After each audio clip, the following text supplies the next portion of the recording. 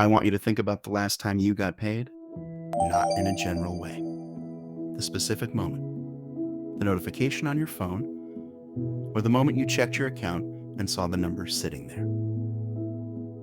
That brief, reliable feeling of possibility. The paycheck landed, the account is healthy, and for just a moment, everything feels manageable.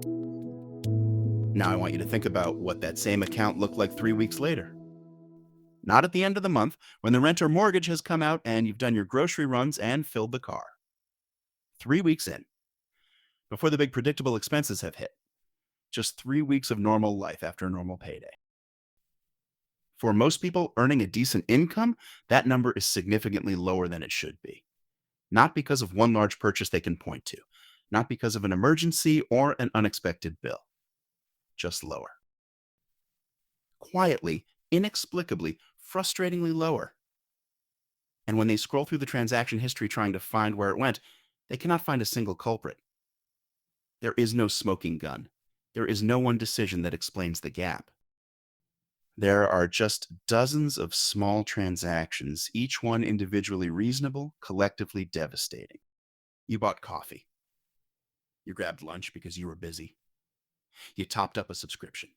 You split a dinner. You picked up something at the pharmacy. You paid for parking. You bought a thing online that seemed useful at the time. You tipped on a delivery. You got a round of drinks. You paid a convenience fee on a ticket.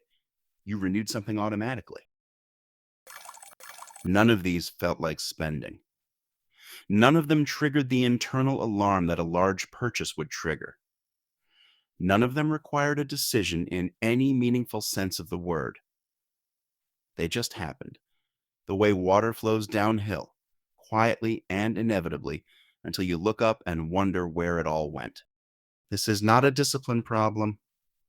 I want to say that clearly before we go any further, because most financial content would frame what I just described as a failure of willpower or a budgeting problem, and it is neither. What I just described is a specific, nameable, well-documented phenomenon that happens to virtually everyone regardless of income, regardless of financial sophistication, regardless of how carefully they think they are managing their money. It has a name. And understanding the name, understanding the mechanism, is the first step toward actually doing something about it. My name is Jerry, and this is Explained Financially.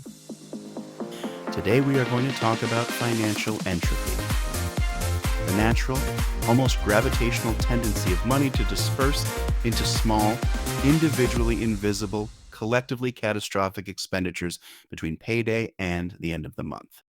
We are going to name exactly where it goes, show you the math on what it costs over a lifetime, and give you a specific system for making it visible before it disappears rather than trying to reconstruct where it went after the fact. By the end of this video, you are going to understand something that most people experience every single month, but almost nobody has ever had properly explained to them. Financial entropy is borrowed from physics. In thermodynamics, entropy is the tendency of energy to disperse from concentrated to scattered states. A hot cup of coffee disperses its heat into the room. An organized room gradually becomes disordered. Energy moves from concentrated and usable to dispersed and invisible unless something actively works against that tendency. Your paycheck behaves exactly the same way. It arrives concentrated and visible, a single large number in your account.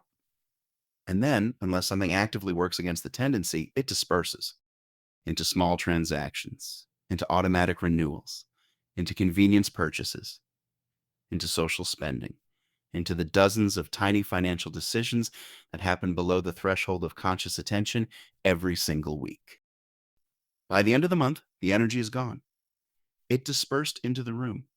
And just like the heat from the coffee, you cannot easily get it back or even fully account for where it went. Now let me show you exactly where it goes. Because the entropy is not random. It disperses into 6 specific categories.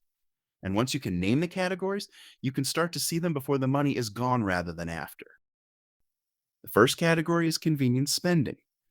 This is the most individually invisible of all the entropy categories because each transaction is so small that it never registers as a real spending decision. The $6 coffee on the way to a meeting, $14 lunch because you did not pack anything and you were too busy to care. The $8 parking because the free spot was 2 blocks away and it was raining. The $4 convenience fee on the online purchase because the free shipping would have taken a week. Each of these is a decision made in about 4 seconds, always in favor of the convenient option, always justified by the smallness of the number. The problem is not the individual transaction. The problem is the frequency. Most professionals make between 15 and 25 convenient spending decisions per week without registering any of them as spending decisions at all. At an average of $8 per transaction and 20 transactions per week, convenience spending runs to approximately $640 per month, nearly $7,700 per year, in a single category that most people would say they barely spend anything on. The second category is subscription drift. This one is particularly insidious because it requires no decision at all after the initial sign up. Every month, a series of charges hits your account automatically, silently, without requiring your attention or your permission in any meaningful sense. The streaming services, you probably have 3 or 4, each between $10 and $18 per month. The software subscriptions, the app you downloaded for a specific project and never canceled. The gym membership you intend to use more regularly. The new subscription you signed up for to read one article. The storage plan that expanded automatically when your phone ran out of space. The premium tier of something that felt worth it at the time. Most people, when asked to estimate their monthly subscription spending, guess somewhere between $50 and $80. The actual average, when bank statements are audited carefully, is between $180 and $240 per month. The gap between the estimate and the reality is the entropy at work. These charges are individually small enough to pass below the threshold of conscious attention, so the brain never accumulates them into a real number. The third category is social spending. This is the entropy that has the most emotional complexity attached to it because it involves other people and the social obligations, real or perceived, that come with them.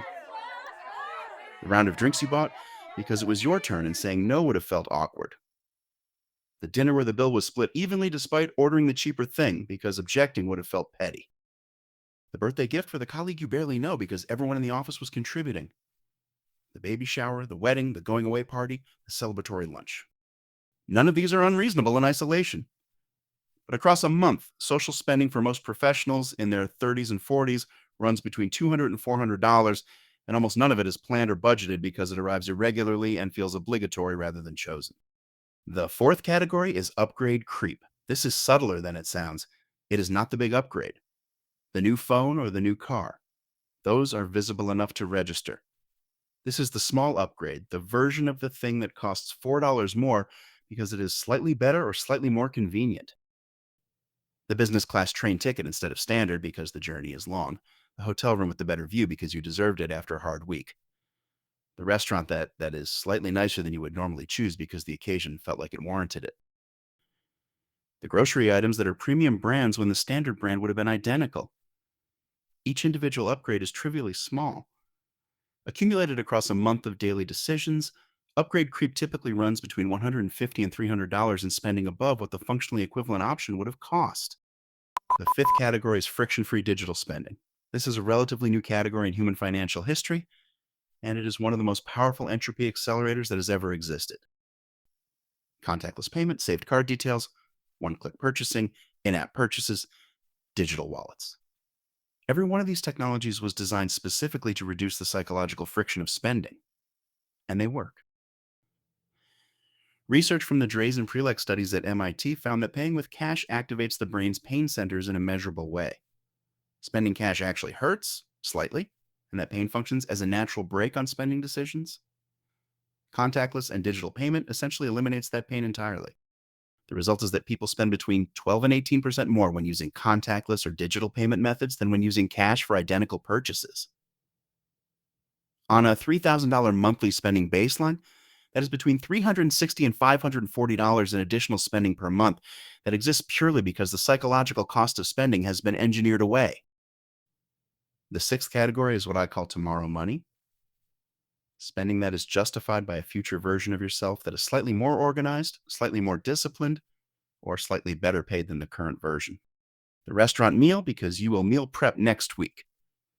the taxi instead of the bus because you will start waking up earlier next month, the expensive convenience purchase because you will sort out a better system soon. Tomorrow money is perhaps the most human of all the entropy categories because it is grounded in genuine optimism about your future self. The problem is that tomorrow never becomes today in the way it was imagined. Next week's meal prep does not happen. Next month's earlier wake up does not arrive. The better system never gets organized. And the spending justified by that imaginary future self happens every single week, reliably, because the future self always seems like a reasonable investment. Now let me introduce you to someone because I want to show you what these 6 categories look like assembled into a single month of normal life for a normal person doing almost everything right. His name is Michael. He is 44 years old, a project manager at a mid-sized company, earning $88,000 a year. After taxes, his monthly take-home is approximately $5,400. At the end of last month, Michael had $190 left in his account. He did not go on vacation. He did not make any large purchases. He did not have an emergency. He just lived his normal life for 30 days. And $2,110 disappeared into financial entropy without leaving a traceable explanation. Here's where it went. Convenience spending, $580 across the month. Coffee lunches, parking, delivery fees, convenience charges. Subscription drift, $210. Streaming services, software, the gym, 3 apps he barely uses, cloud storage. Social spending, $320. 2 birthday contributions, a team lunch, a going away drinks evening, splitting dinner twice in situations where saying no would have felt uncomfortable. Upgrade creep, $240. 4 train journeys in the better carriage, 2 hotel nights on a work trip where he chose the slightly nicer room, premium grocery items across 4 weekly shops. Friction-free digital spending. Estimated $380 above what cash spending would have been. The additional 12 to 18% that contactless payment adds invisibly to everything. Tomorrow money, $380. 3 restaurant meals justified by next week's meal prep. 2 taxis justified by next month's earlier starts. 1 expensive convenience purchase justified by the better system he was definitely going to set up. Total entropy spending, $2,110. Michael's $2,300 of available money after fixed costs dispersed almost entirely into these 6 categories. Not because of one bad decision. Not because of a lack of discipline. Because of financial entropy. The natural, gravitational pull of money away from concentration and toward dispersal, operating across 6 simultaneous channels every single day below the threshold of conscious attention. By the way, if this is landing for you, subscribe to Explained Financially. The algorithm only surfaces this kind of content when viewers actively signal that it is worth their time. It takes 2 seconds. Now let me put a lifetime number on what Michael's monthly entropy costs him. Because the monthly number is uncomfortable. The lifetime number should make you put the phone down and do the math on your own situation immediately. Michael is 44.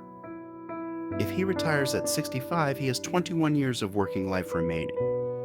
His monthly entropy spending of $2,110 invested instead at a 7% average annual return over 21 years compounds to approximately $1,180,000. That is the lifetime cost of Michael's financial entropy. Not from bad investments, not from a market crash, not from one catastrophic decision, from coffee and subscriptions and social dinners and slightly nicer hotel rooms and contactless payments and tomorrow money. From the 6 categories of spending that feel like nothing individually and cost everything collectively. Michael will not retire with $1.18 million more than he currently projects. He will retire with $1.18 million less than he could have. That is the gap between his financial life as it is and his financial life as it could be, and it lives entirely in the space between his payday and the end of his month, dispersing silently across 21 years of normal life. So what do you actually do about this? Because the solution is not a budget. I want to be direct about that. A traditional budget is a retrospective tool. It tells you where money went after it is gone. Financial entropy requires a prospective tool, something that makes the dispersal visible and addressable before it happens. Here are 3 specific things that work. The first is what I call the entropy audit. once, not every month, just once, go through a single month of bank and card statements and categorize every transaction into one of the 6 entropy categories. Do not judge the transactions. Do not try to change anything yet. Just total each category. This single exercise, done honestly, produces a number that most people find genuinely shocking. The shock is the point. You cannot make a decision about financial entropy until you can see the number, and most people have never seen the number. Once you have seen it, it is very difficult to unsee. The second is the entropy budget, a single weekly cash allocation for all 6 categories combined. Not individual budgets for coffee and subscriptions and social spending. One number. One weekly cash equivalent limit for all discretionary entropy spending. When the weekly allocation is spent, the entropy stops for that week. This works because it forces the categories into competition with each other, rather than allowing each one to feel free in isolation.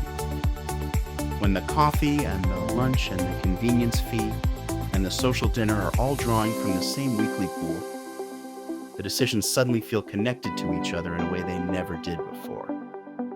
The third is the entropy redirect, a standing automatic transfer that moves a fixed amount from your account on the day after payday before the entropy can begin dispersing it. Not a savings account. An investment account moved automatically, immediately, before the dispersal has a chance to start. The amount does not have to be large to start. It has to be automatic, and it has to happen before the entropy does. Because entropy is gravity, and the only thing that works against gravity is a system that operates faster than the pull. Michael is not unusual. His situation is so common it might as well be a template.